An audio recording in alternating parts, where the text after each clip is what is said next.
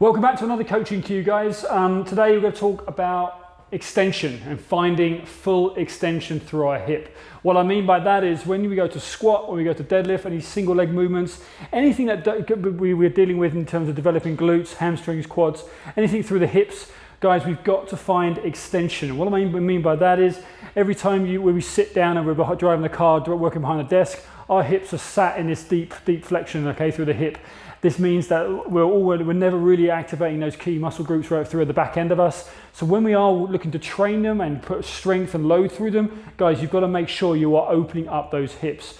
When you're doing glute bridges, barbell hip thrusts, anything under that, it's all about finding that maximum extension. Huge tip, and it's something that a lot of us still don't do when we squat. For instance, when we go into that goblet squat, weight across the chest, we sit nice and deep, we get that range of motion. When we come up to the top, we never actually finish the movement off, and you drop straight back down into that squat again for that second and third rep. What you really need to do is, I don't need you to over squeeze your glutes, but I need you to really find that extension. So as you sit deep, stand tall, let's make sure we really are finishing the movement off. And the same applies to when you see people lifting on the back squat. Same principle, getting underneath the bar, they'll sit deep, but then they'll finish in that kind of broken hip position. What we've really got to do is make sure we're really standing tall.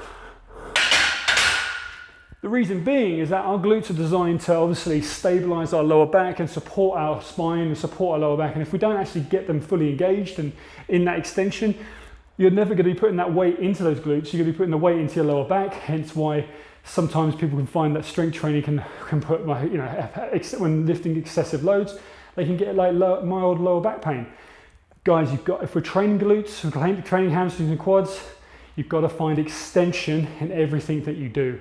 All right, so deadlifts, squats, everything, it all applies to everything that we do.